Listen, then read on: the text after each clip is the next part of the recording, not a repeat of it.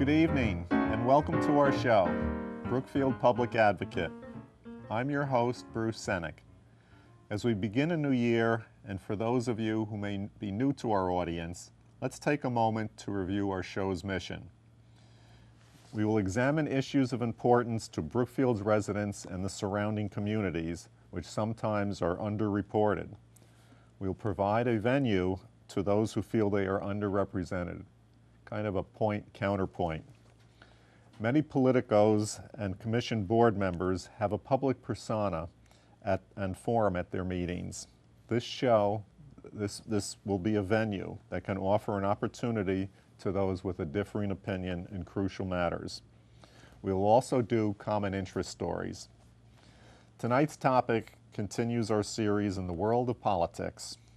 Longtime viewers will recall that last year we started a series introducing political parties in our local community as well as candidates for various local offices. This episode will touch on citizens' responsibilities to get more involved and take on the role of watchdog, acting as checks and balances. Tonight's guest is Billy Michael of the Bethel Action Committee, who currently has an interesting online petition being circulated regarding an all or none public alert ordinance. But before we begin what promises to be a lively discussion, let's just give a brief background on Billy. Billy Michael was born and raised in Bethel, and in fact is a third generation, I'm not sure if there's a word Bethelite, but I'm going to use it. His grandparents originally settling here in 1929. He is a product of the Bethel school system and attended WestConn. A lifetime musician, you may know him from his band, the J&B Band, and he is married, has one son, and now one grandson. Billy, welcome to Brookfield Public Advocate, and thank you for coming. Well, thank you for having me on in this January afternoon, a little bit gloomy outside. It's wonderful to be in this well-lit, warm studio. One correction, I went to Immaculate High School. I'm sorry. No, it's okay.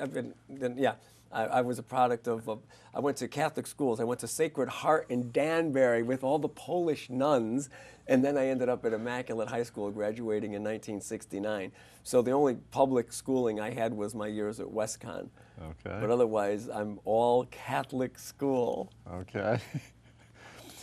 Now, Billy, I've been in Brookfield, a former Westchesterite. I've been in Brookfield now for 7 years. And over the last few years, I have to say, I've seen your name mentioned in the local paper. When and why did you start getting involved in politics? It's very interesting. There's a curious synergy with your town. I got involved in 1985 when the PTOs wanted a pilot program for skis for third graders. Okay, let me just interrupt. PTO, Parent Teachers Organization in the local elementary school. Okay. They had a great idea. They were going to buy 60 sets of skis for $1,800. And they were it was called We Ski to Learn. What it was a cottage industry created by some educator, physical educator, and they go around the country and they sell these things to school systems, Okay. which is fine. I didn't know that then. Anyway, I said, hey, I'm not going to buy anybody's kids' skis through my taxes. It came out, if you looked at Bethel's, there must have been about 5,000 households then, 5,500. It came out to 22 cents a household. So I refused to pay my taxes like Henry David Thoreau. I wouldn't pay the 22 cents. Started a furor in the town. Like, how could someone be so cheap? Like, he's going to withhold his 22 cents. But I said, you don't have the right to tax my property for skis for third graders. This is entertainment. This is not education. It has no part. If you want to have a ski program, you have the parents rent the skis from the school, buy the skis, doesn't matter. Anyway, I got slapped down. The Board of Ed they were gonna worry about an $1,800 expenditure that some hippie is not gonna pay his taxes. So they dismissed me. Well, that was the shot heard around the world in Bethel. That led to the creation of a taxpayers organization called the Bethel Action Committee that's been around since the 1986. So we are getting close to being a 30-year-long thorn in the side of the Board of Ed. If the Board of Ed had one thing they could do over again, they would never have instituted We Ski to Learn. It opened up a almost 3 decades long organization that's full. And I've been at the helm or close to the helm. But the interesting thing is, this is 1985, 86. I met Fred Stant in 1988. And Fred Stant was renowned in Brookfield and throughout the state. And Fred Stant and I and a man from New Fairfield called John Cook formed Citizens for Limited Taxation, which was a Connecticut taxpayer organization statewide. And it was right before Governor O'Neill imposed the Tax Act of '89. And we collected signatures throughout the state. And we went before the state before they, this was in 1988. With Fred Stant driving across the state, we went to town after town from here to Griswold, drumming up taxpayer support for taxpayer opposition to the tax hike, and we ended up with quite a nice taxpayer organization, which is now, over these last 25 years, morphed into Federation of Connecticut Taxpayer Organizations. But that started because of Fred Stant from Brookfield. How about that? Fred died a couple of years ago. Right. But he was my mentor. Yeah. No kidding. Yep. So I'm tied to your town. Yeah, you sure are. Yeah. Well, let me ask, because this show will be basically about politics, do you belong to a political party? And if so, what is your philosophy on government's role, both locally and on the state level? Yeah. I'm the member of Bethel's teensy-weensy Libertarian Party. I think we have 10 members at the town hall. And when I look at the list, most of those people aren't libertarians. They're registered libertarians, but they're socialists. They are. They're registered libertarians. But I know them. They're my friends, and they're socialists. So I'm a member of the Libertarian Party, and everything that Ron Paul is espousing, that government is best which governs least, private property rights, rule of law, sanctity of contract, big people, small government, self-reliance, the Emersonian Henry David Thoreau ideas of what we were supposed to be, and what we were, not what we were supposed to be. The way men and women lived their lives in the past centuries in this country. Yeah. So, okay, I'm predictable. I'm very predictable. And I see that you lack passion. We know, I've done this for so long. Wow, I know. And I lose. All I do is, I've lost for 30 years almost. I lose, and people get mad at me, like, look what you're doing. I've lost every year. They win. They kill me at town meetings. They beat me in referendums.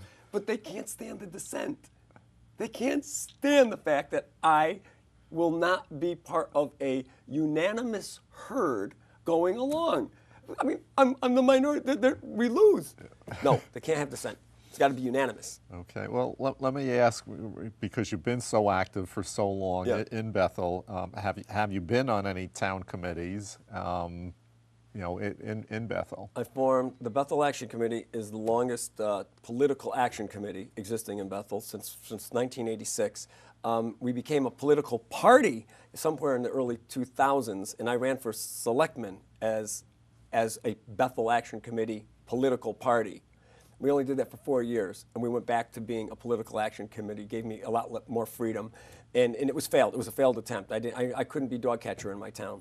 I garnered 500 votes, which is probably the size of my family in Bethel. I feel I got all my cousins and my aunts and uncles and extended family. So, but I'm not electable in my town. But I served 18 months on the sewer commission. So when people say you never want to be, and just think, I served on a commission that is unelected, and wait, there's two things. But we have monopoly power. We're unelected. It's the most powerful board you can imagine. Oh yeah, it's monopoly and it's unelected. And I was saying, you need someone like me on that, because I hate power. I want to limit power. I was a great person to represent the taxpayer on a board that has no accountability. Well, that's one of my things about it. Well, I won't get into water accountability in Brookfield, because I think a lot of times there isn't very much. But let's move on to why you're here and about you.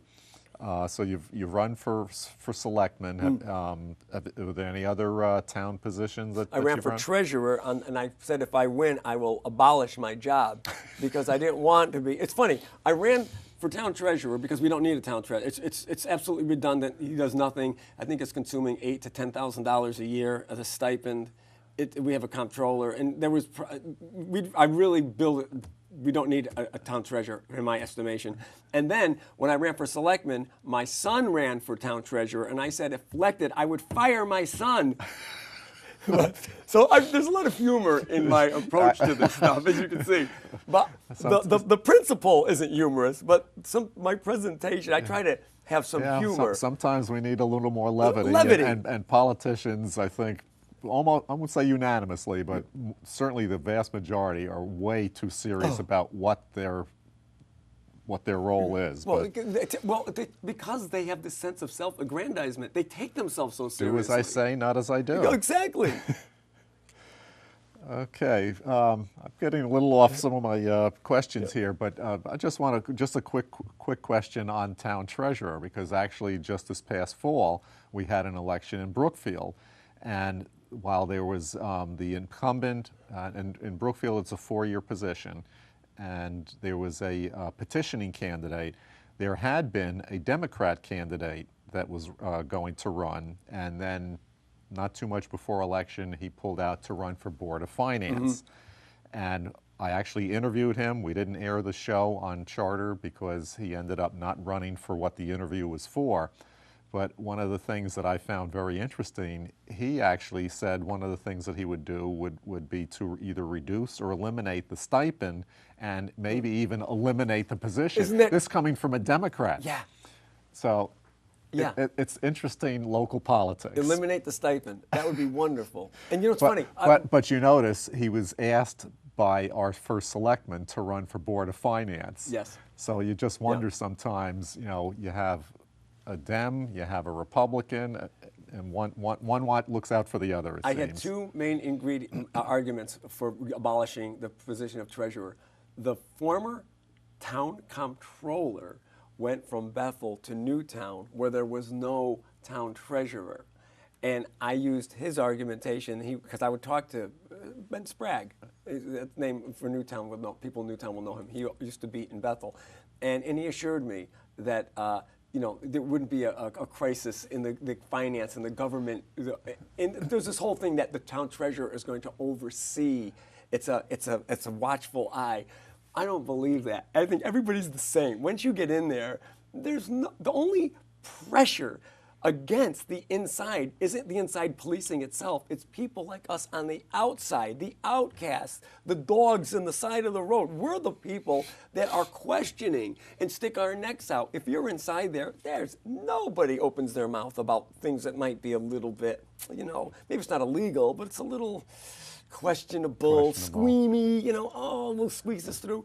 The people challenging all this is always from the outside. So that's why I didn't want to have a town treasurer, and the business of the stipend. I thought it was we had a town treasurer that never ever went to town hall for years, never show up. It was invisible. Now, you sure you're talking about Bethel and not Brookfield? I'm talking about Bethel. I know.